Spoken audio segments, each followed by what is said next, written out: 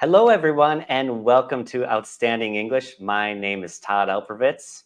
In this lesson, we'll be going over some useful vocabulary about riding on an airplane. We'll be going through quite a few vocabulary items, and then we'll have a check for understanding.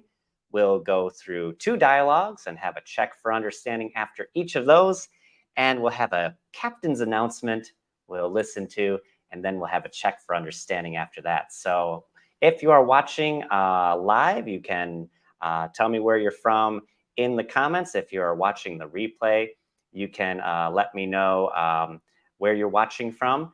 And at any time during the lesson in the chat, you can ask a question. Try to keep it on topic. If it's on topic and I have a moment, I will answer your question. And if it's something that's maybe off topic, I might have to save it for another video. So thank you for joining today. And let me just let you know that I think this lesson will be a little shorter than the last one, but the last time I made a lesson, I thought it was going to be shorter, and it wasn't shorter at all. So let's get started with our special words today. Our first one right here, let me make this a little bigger for us. And you may recognize this if you watched the previous lesson. We have board a plane or board a flight. So our last lesson was about airport vocabulary. This one's actually just about being on an airplane. But I wanted to repeat this vocabulary item. When we get on the plane, we use the verb to board. So we board a plane or board a flight.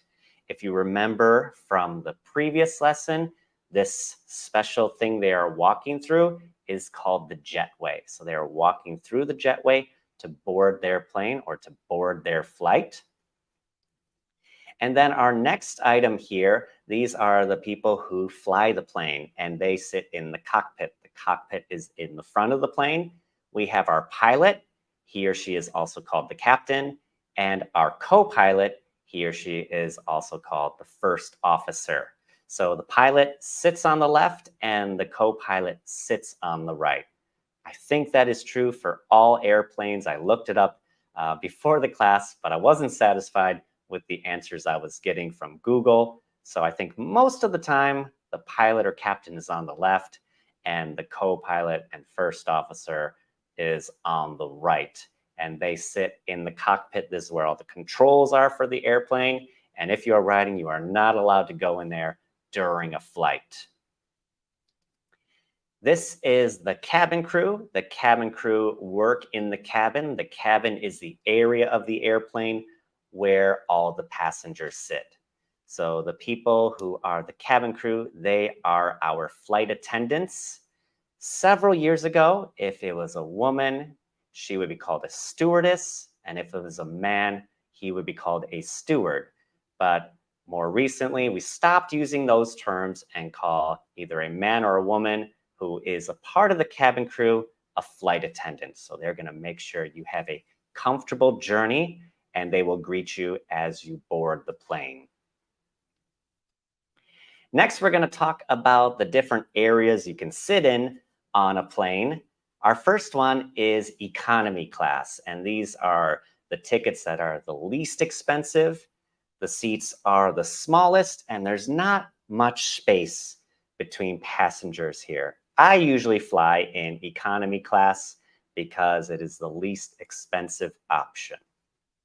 And then you can have a slight step up from economy class, and that would be premium economy class. Now, different airlines, sometimes they have different names for these seats. They might be called premium economy class. They might be called economy plus class or economy plus seats. And here's a picture from, I think, Delta Airlines, and they're called Comfort Plus seats because they're slightly better than the economy class seats. I think there's usually a few more centimeters of leg room on them. And I believe they're allowed to board the plane before the other economy class passengers.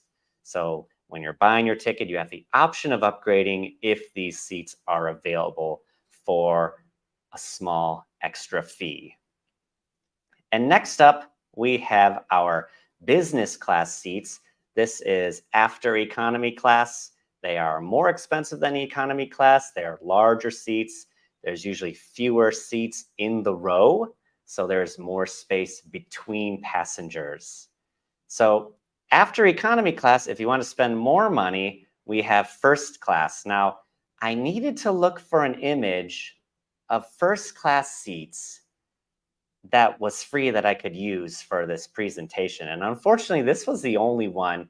And it's like, the chair can kind of like turn into a bed. Some first class seats can do that, but it's kind of hard to tell in this picture what's happening. But for first class seats, they are the most expensive on the airplane. And on some airlines, the seats can like fold out and become a bed. So if you have a long flight and you can afford a first class seat, that might be a good bet for you for the most comfortable ride possible. So enough about these different classes. When you're buying your ticket, you have the option of a window seat, a middle seat, or an aisle seat. So we have our window one closest to the window. The middle one where you don't really have your own armrest.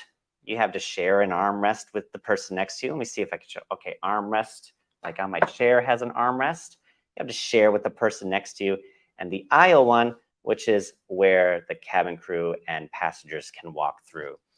I'm usually stuck in the middle because I'm often traveling with my children and I'm stuck in the middle. So often I'm in the middle, but I prefer the aisle seat most of all because I like to get up a lot when I'm on a flight. And our next vocabulary item is the emergency exit. And this is a special door to get out of the plane during an emergency.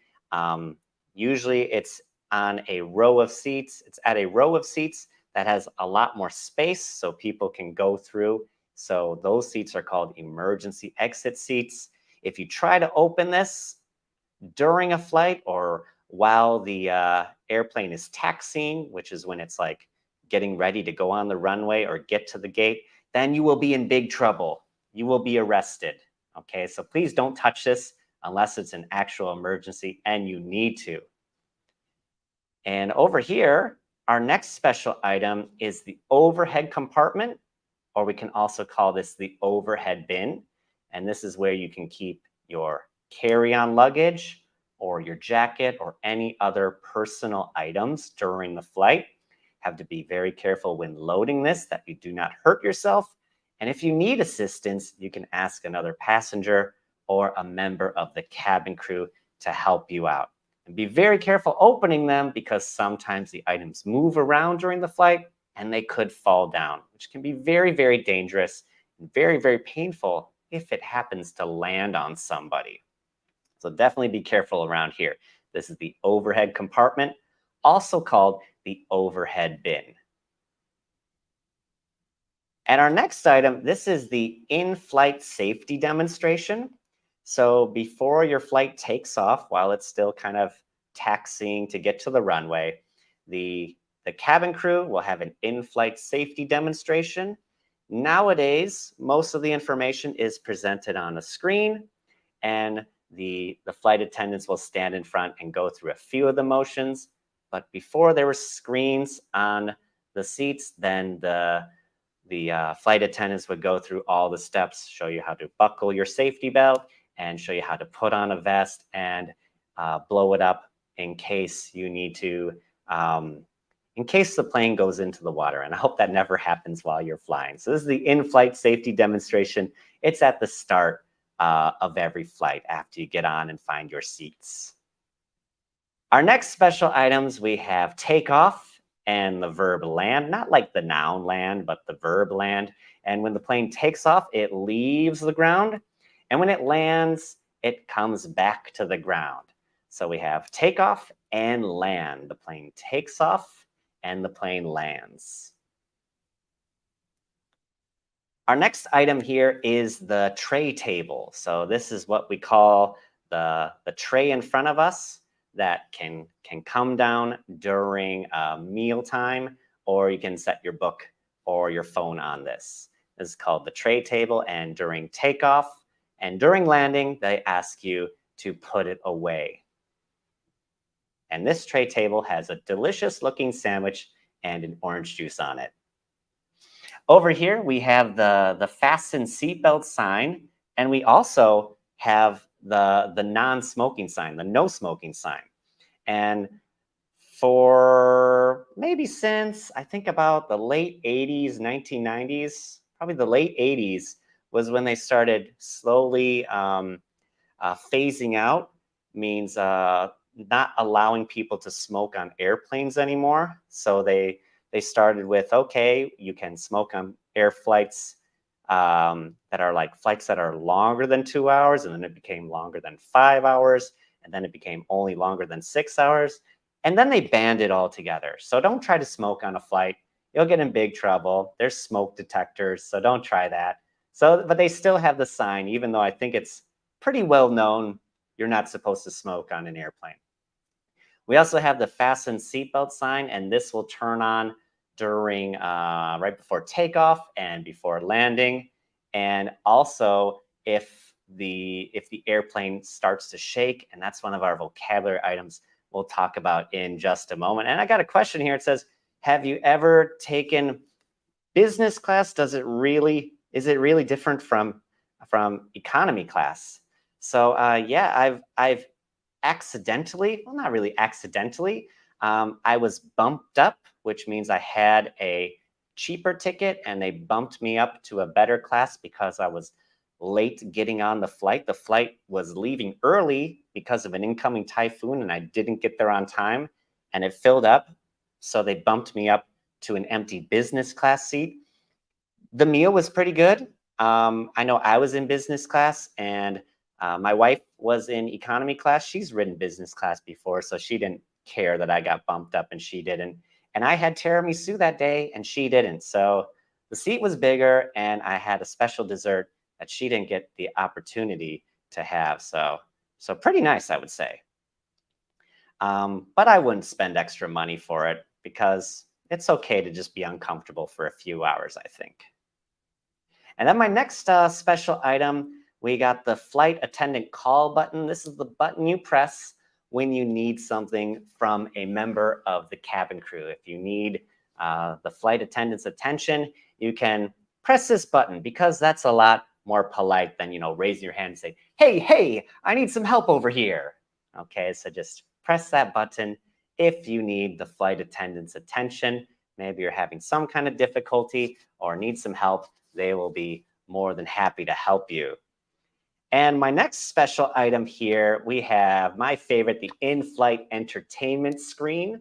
This is where you can watch different movies, you can play games, and you can see like a map of the flight path. And it's got a few games on there, not too many. They're not very exciting games, but my favorite thing to do is catch up on movies that I didn't have an opportunity to see in the movie theater while I'm, you know, flying on a plane. Catch up on some movies because they often have fairly new ones. I remember the last flight I took, I watched the Super Mario Brothers movie, and it was pretty good. And after takeoff, so when you take off, the plane climbs, it gets higher and higher, and then it reaches its cruising altitude. So altitude is how high you are in the sky. That's altitude. So your cruising altitude is like the height the airplane is flying in the sky. It climbs to a certain level and stays at that level for most of the flight until it is ready to start descending or coming down in order to land. So the cruising altitude is when the plane stops climbing, it reaches its cruising altitude, and that's when the captain will announce that they've reached the cruising altitude, and then they'll usually turn off the fasten seatbelt sign, and you can get up comfortably. And if it's a longer flight, they will start beverage service at that time.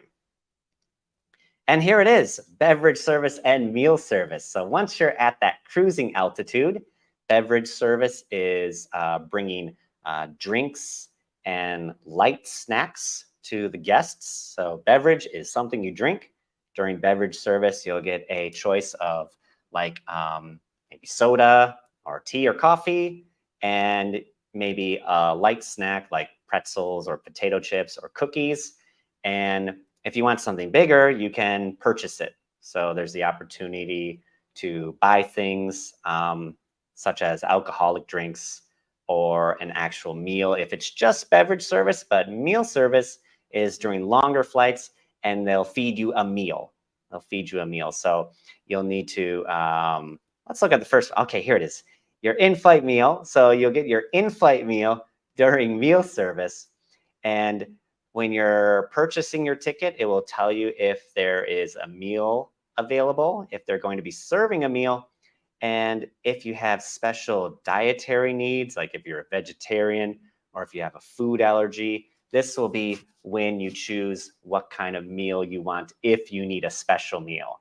So you often have the option of ordering a kid's meal, ordering a vegetarian meal, or ordering what's called a light meal, which I just think is mostly steamed vegetables and nothing that's too greasy. So there's our in-flight meal. And then my next special one here, all right, we have what's called the cabin announcement. And remember, an announcement from the last lesson is when someone speaks over the intercom. So a cabin announcement is usually the captain of the flight speaking over the intercom to the passengers, or it could be a member of the cabin crew making an announcement to the passengers of the flight. So the cabin announcement will tell you when they've reached their cruising altitude. It will tell you what the weather is like, where you'll be landing, how much longer the flight will be, and any additional useful information will be told by the captain or by a flight attendant during a cabin announcement. So our next special item is turbulence. And turbulence is called, sometimes it's called rough air. So you fly through rough air and you experience turbulence. So because there's changes in the temperature of the air or the wind direction, as you fly through different air currents, the plane might start shaking. And you could have light turbulence, moderate turbulence, which is like in the middle. And then we have severe turbulence, which is a lot of shaking, or extreme turbulence, which is like the plane is really, really shaking. So turbulence is completely natural, and pilots are trained to handle it, and the plane is designed to withstand it. So it's usually, it usually doesn't last too long, so there's no need to be scared or frightened during turbulence. It's natural. They'll tell you to turn on they'll turn on the fasten seatbelt sign, and if they're doing beverage service or meal service at that time, they will stop it during turbulence. And then my last, no, not my last vocabulary item, my second last vocabulary item is the air sickness bag. And this is a bag that is usually in front of your seat in the little pocket there. And if you are feeling sick, you know, you have an upset stomach, oh, I don't feel good, you can open your air sickness bag, throw up in it, and then seal it and use the flight attendant call button to get this bag out of your hands and get a new one in case you have another, you know, issue coming up from your stomach. Okay, so that's the air sickness bag. It's very important, and I have this habit of checking to see if it's there, even though I've never gotten sick on a plane. I read a story about someone who got sick on a plane and his seat and the two seats surrounding him didn't have air sickness bags. So I check to make sure because I'm traveling often with my kids and I just want to make sure it's there in case we need to use it. But they've never gotten sick on an airplane either. But I just want to make sure to be safe. So I hope you never have to use one of these on a flight too. My next, hey, where's my picture? Oh no. So this is jet lag. And before when I made this slideshow, there was a picture, there was an emoji, a face of somebody yawning, going like this. Ooh. So there was a picture here. I don't know what happened to it. But jet lag is when you fly a long distance and you cross different time zones are like, okay, it's 8 o'clock in New York. It is 7 o'clock in Chicago because it's across one time zone. If you cross many time zones, your body doesn't feel right. You may feel very tired. You may have a strange sleeping pattern after that, and that's called jet lag. You may also have some stomach problems when you get jet lag, but it's usually you'll have trouble sleeping, and when you want to actually sleep, you won't be able to go to sleep. So when I get jet lag, when I fly and I cross 12 time zones to go from Taiwan to Michigan, it usually takes me maybe 4 or 5 days to get over jet lag, which means to get better from jet lag. We say get over jet lag, and I'll have a strange sleeping pattern during that time. I might go to bed in the afternoon, wake up at 9 p.m., go back to sleep at 12, wake up at 3 a.m., and take a nap the next morning for a few days. And then I'm usually over it. So that's jet lag. And the picture was supposed to be somebody yawning here. I'm sorry about that, everybody. All right, so this is our check for understanding. And if you're having trouble with any of these, then after you watch the live show, you can go back and watch a replay. I'll put little chapters in shortly after our lesson so you can find the parts that you're confused about easily. And the first question here says, what are the people who work in the cabin of an airplane called? Okay, what are the people who work in the cabin of an airplane called? If you remember that, very good. And if you forgot, that's okay. Just review it. My next one says, where do the pilot and co-pilot sit? And don't say in the front.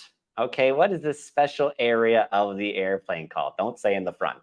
Okay, if you say in the front, you need to review the beginning of this lesson. That's okay.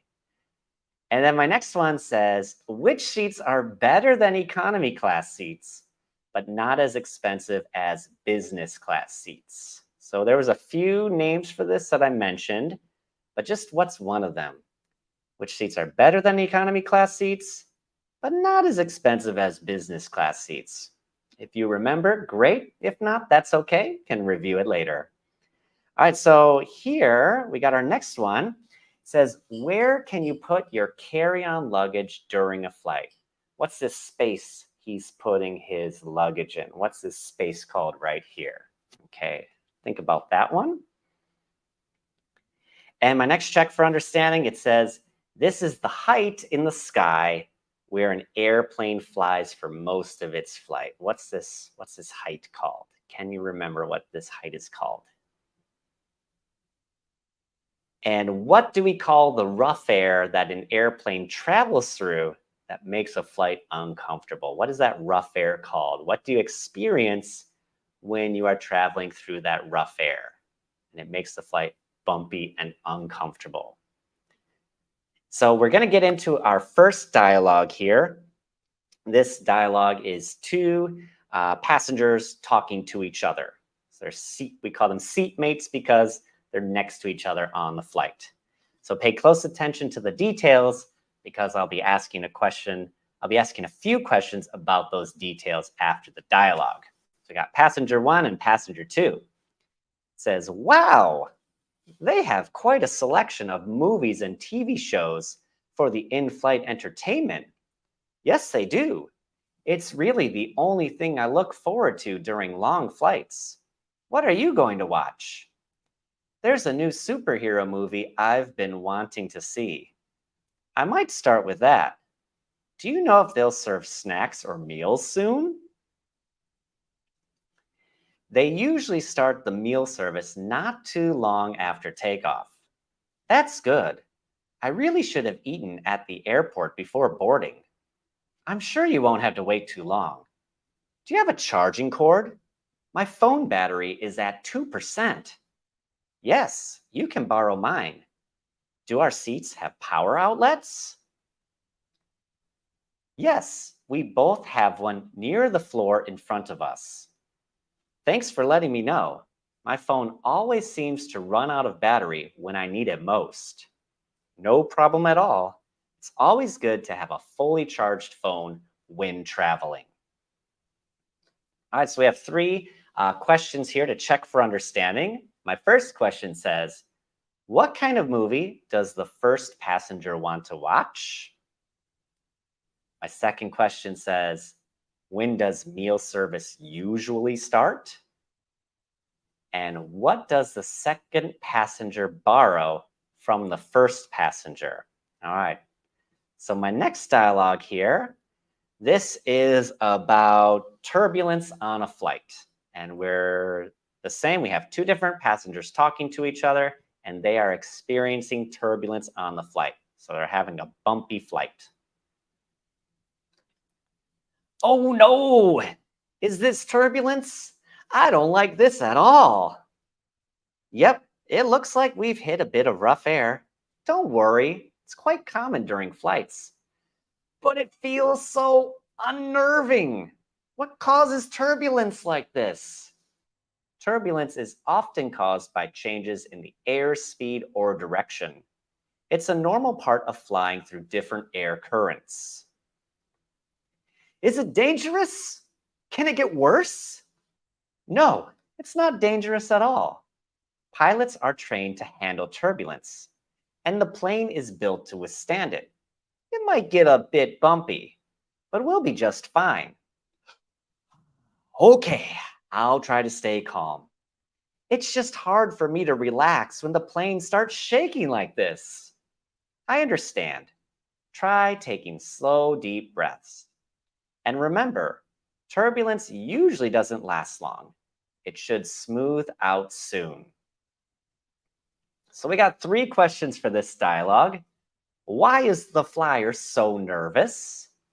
My second question says, what causes turbulence? My third question says, why isn't turbulence dangerous? So if you remember that, very good. If not, just review later. It's okay. And my next section here is a little captain's announcement. So imagine you're in the cabin, you're a passenger, and you hear this coming through the intercom. Ladies and gentlemen, this is your captain speaking. I regret to inform you that during our pre-flight checks, our maintenance team identified a mechanical issue that must be addressed before we can safely proceed with our flight. I want to assure you that our maintenance crew is highly trained and experienced in handling such situations.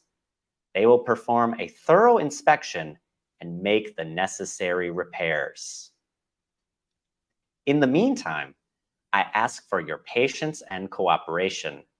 The cabin crew will assist you as needed, and we will keep you updated with any developments. Again, I apologize for the inconvenience this delay may cause to your travel plans. Your safety remains our utmost concern, and we appreciate your understanding as we work to resolve this issue. So 3 questions to check for understanding. Who is making the announcement? Why can't the plane take off? And who will inspect and repair the airplane? So if you got that, great. If not, go ahead and review. And thank you everybody for joining me this evening where I am, maybe morning for you or this afternoon. I enjoyed having this lesson with you, and I will see you probably next week. We'll see. It's a holiday here, so maybe I'll have a special themed lesson, or maybe not. We'll see. So everyone, I hope you have a great day and have a wonderful weekend. See you in the future.